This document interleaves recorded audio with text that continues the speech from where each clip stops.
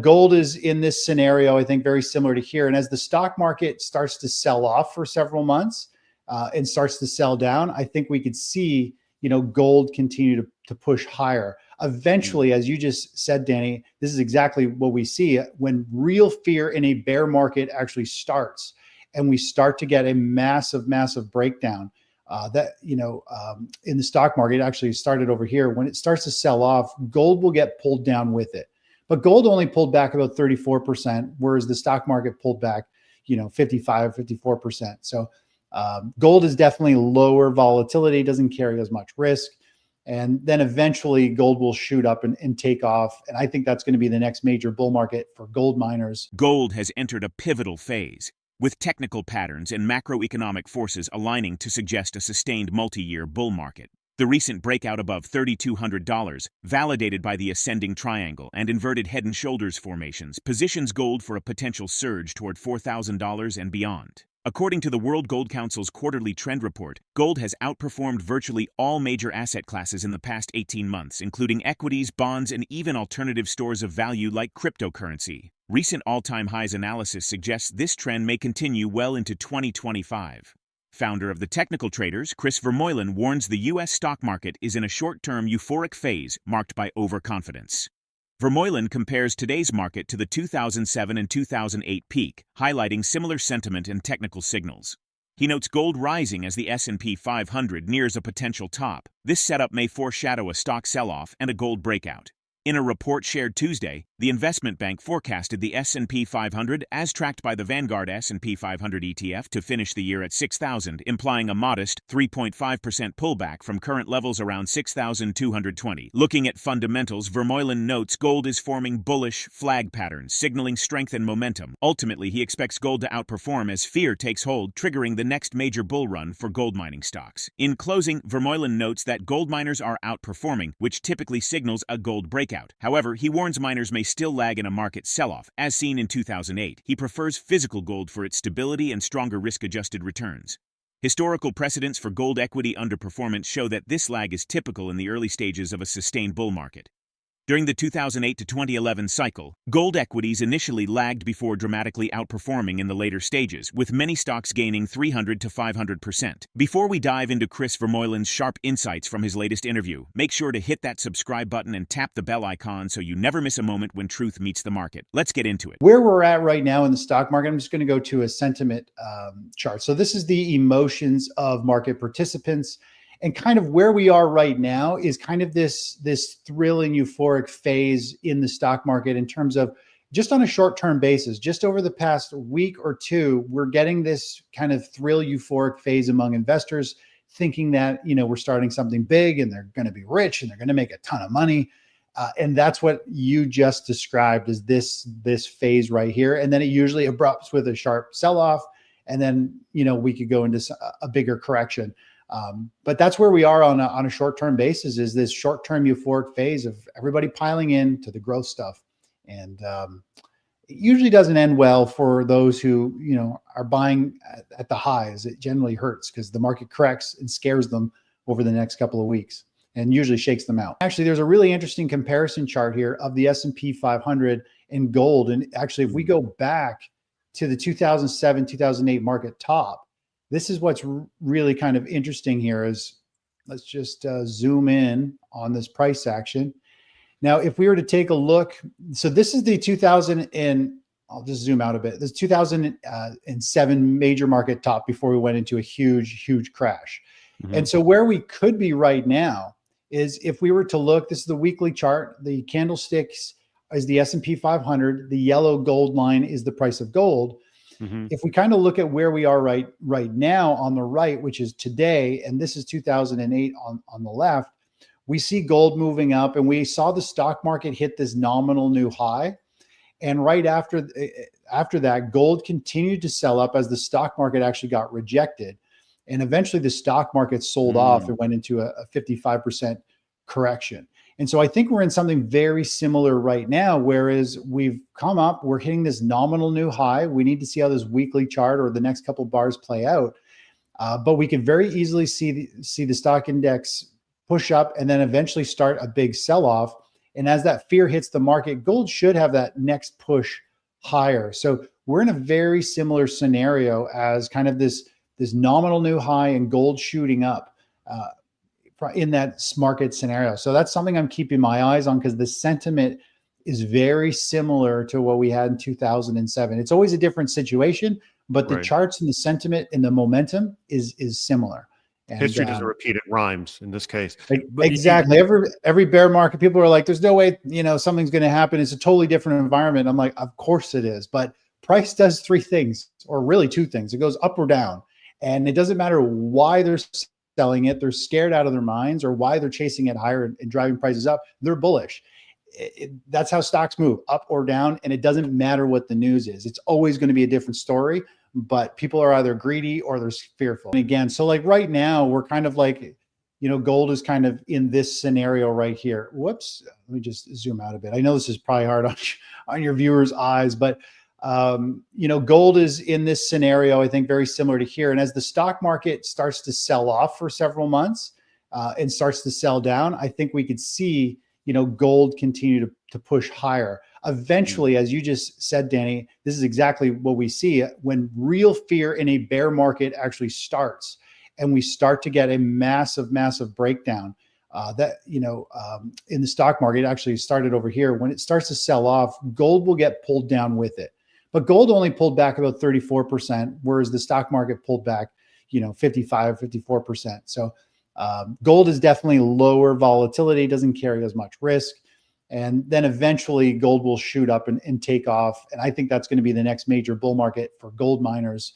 And I'll be really excited. But right now, we just need to let the stock market see if it's going to put in a top. If it does, let it correct and take advantage of the correction. And at this point, gold, you should be long gold. If you hold it physically, you should be happy. It's a good chart pattern. I do think we're going to go to about $37.50 an ounce. And then from there, we'll see where the markets are. If gold miners outperform gold, it usually means gold's going to rally and break out. So we have been seeing gold miners. It's not a very smooth ride, but it has been trending higher. It's been consolidating. It's pointing to another push and run. My only fear with miners, and we saw this in 2007, 2008, is yes, miners should do well, but what happened before was the best opportunity was actually in gold, boring, pet rock gold, because when the stock market starts to sell off and roll over, gold miners are a stock and they're stuck in the stock market. And the stock market is like the ocean tide. When the tide goes down, all boats go down. Well, when the stock market tide is going down, even though gold might be going higher and the bullish case for miners is really good, they're stuck in a tide that is constantly pulling.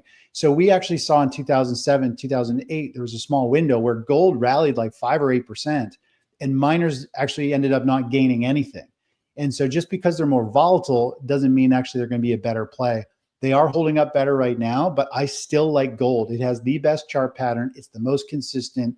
And to me, it has the highest probability of making money. So I wouldn't jump ship to miners, although that's what everybody seems to have done. But big old boring gold is kind of like, if you just want to make some easy money with low volatility, gold is the play. And I'd be happy with gains, not trying to like swing for the fences in this type of market environment. Market expert ChrisVermeulen cautions against investing in long-term bonds, noting they remain in a confirmed downtrend and are likely still forming a bottom. He sees better opportunities elsewhere until bonds show sustained strength. Despite the weakness, he expects the US dollar to soon bottom out as sentiment reaches an extreme level of pessimism. Investors' faith in the continued stability of the US economy has also diminished, analysts said, citing growing US debt, fluctuating tariffs, and Trump's attacks on the central bank. The decline of the dollar since April 2024 is a result of a combination of two factors. On the one hand, a loosening of monetary policy by the United States Federal Reserve.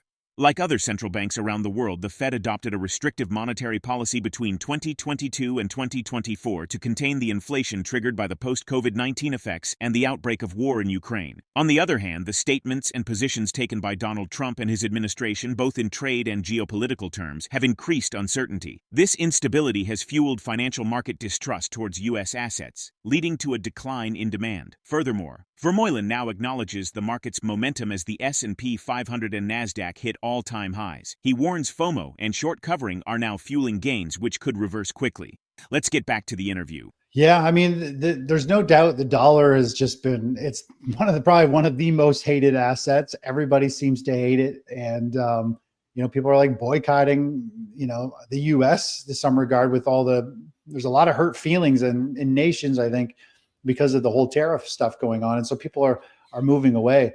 I mean, the dollar looks oversold. It definitely has had a breakdown. It is trying to figure out if it's going to get some traction. It's yeah, I mean, it's in a downtrend at this point. From a long-term standpoint, when we look at it, it's a huge volatile channel, but it is still channeling to the upside. It kind of goes sideways, rallies, goes sideways, rallies, goes sideways in these massive ranges. And so I still think it's within its kind of overall patterns of how it's, how it's moving. It's getting to a point here where it needs to start to find some traction here soon. But overall, typically we see the stock market crash and sell off. Like a bear market, the dollar becomes a favored play and the dollar rallies. So we got the stock market showing signs that it's poking to new all-time highs. People are overly bullish. I believe the top is still coming in stocks. The dollar is the most hated. It's at major support. It's looking ready to bounce. Gold is warning us that the whole world is nervous. They keep moving into gold because they don't know what else to do, and gold's been a top performer. So there's a lot of these signs that are slowly painting this picture, but it is painful. Everything has to get stretched to the maxes. Everybody needs to get long stocks again. Everybody needs to bail on the dollar, and people who are going to move into gold, buy gold, and then we're going to see this huge reversion, and everything changes direction. But the market has to stretch people to mental breaking points to put those positions on. And I believe we're getting there. And so, yeah, I think the dollar is actually going to find a bottom here sooner than later, which goes against everyone else's opinion, which I'm a contrarian trader. I look for these extreme sentiment shifts. When everybody's hating, you should be starting to like. We take a look at TLT, which is the long-term treasury. I mean, it's clearly in a downtrend, has been for a long time. It's at best is trying to carve out a major bottom. If we were to zoom out on this chart, look at the long-term trend, it's in a bearish market. It is selling off. And at best, it's trying to carve out a bottom. I wouldn't get involved in the bond market just yet. There will be, I think, amazing and some great upside potential once it puts in a bottom. But if you were to look at this overall chart pattern, and then we go back to this little PDF that I have here, which shows us these market stages. If I was to just kind of squish this down and we compare the price action of what it's doing, you can see bonds have rallied up and they had a huge blow off move at the top. And then it broke down and went into this complacency move, the stage 3 topping phase. And now it's in a bear market phase. And so that's where we are. We really need to let bonds finish going down, start to show some strength, and then start a new bull market. So there's a lot of work to be done. I think it's going to take several quarters. So I know a lot of people have been trying to pick a bottom in bonds for a long time, and it's really just been a waste of time and money and a lot of stress. And potentially we could see the bond market still trade sideways for another year or so. And there's a lot of other places you could put your money to make some decent returns and not have to ride this roller coaster, because these moves in the bond market are big. Those are 10-20% moves back and forth over and over again. And a lot of people have a huge portfolio of bonds, like 40% or more of their portfolio. And to watch that portfolio gyrate like that is not very comforting. So I would steer clear of it. Let it turn a corner, let it turn up, buy it at a way higher price. But when you're getting in, it's going to keep going higher. Picking bottoms are a great waste of time, and they carry a ton of risk. Yeah, I mean, it's quite a different story from, I think, the last time you and I talked, because I had a dead cat bounce, kind of a bearish somewhat scenario that I was expecting to unfold, but the market has continued to rally. It went from a bounce to a rally, and now we're pushing to all-time highs with the S&P 500 and the NASDAQ. We've been long the markets for a couple of months here.